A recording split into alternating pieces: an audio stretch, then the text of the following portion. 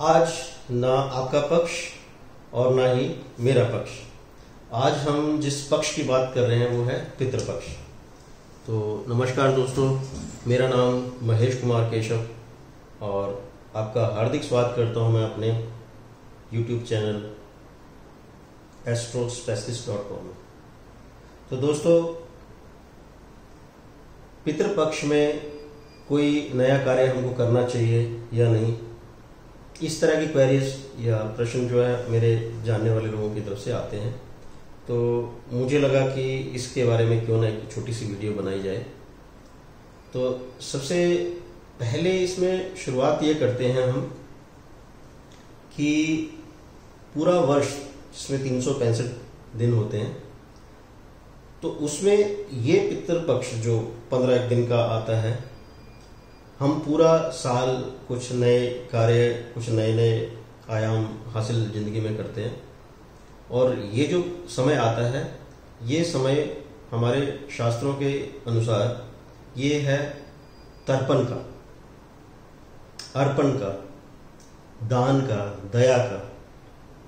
और इसमें एक चीज जो और जुड़ती है वो है आभार व्यक्त करना अपने पूर्वजों के प्रति, अपने पुरखों के प्रति। हम अपना आभार प्रकट करते हैं।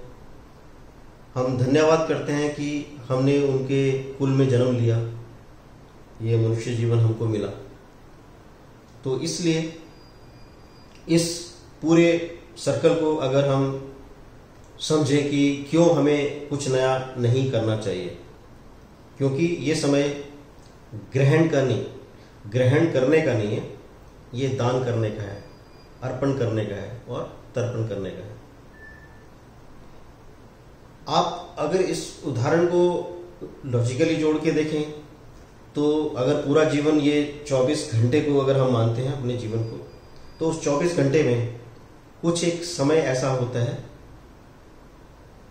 जिसमें हम त्याग की अवस्था में होते हैं। शारीरिक तौर पर, जैसे शारीरिक तौर पे अगर हमको त्याग करना है, लेट गो करना है, तो हम बाथरूम में जाते हैं।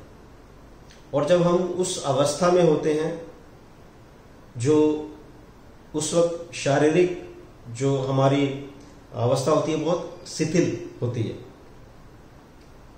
तो उस वक्त कुछ भी उस कार्य के अलावा किसी और कार्य के प्रति हमारा शरीर नहीं जा पाता।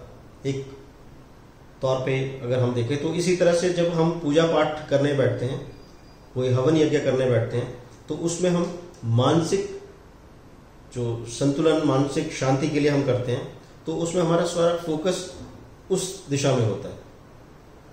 तो हमारी जो कोशिश होनी चाहिए कि इस वितरण और विसर्जन के समय पे हमारा दान की तरफ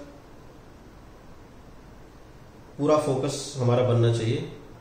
और यही एक कारण है जिसकी वजह से कोशिश ये करनी चाहिए हमें कि कोई भी नया कार्य और नया कोई चीज, नया कोई सामान हम नहीं खरीदते हैं।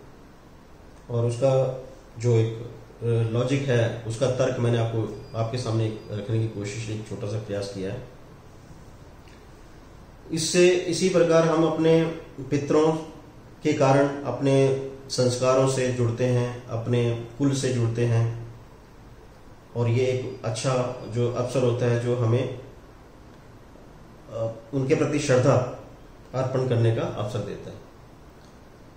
तो आशा करता हूं कि मैंने अपनी तरफ से पूरा प्रयत्न किया है इस तथ्य को समझाने की कि हमको कोई भी नया कार्य क्यों नहीं करना चाहिए। बहुत बहुत धन्यवाद। नमस्कार। ओम साई राम।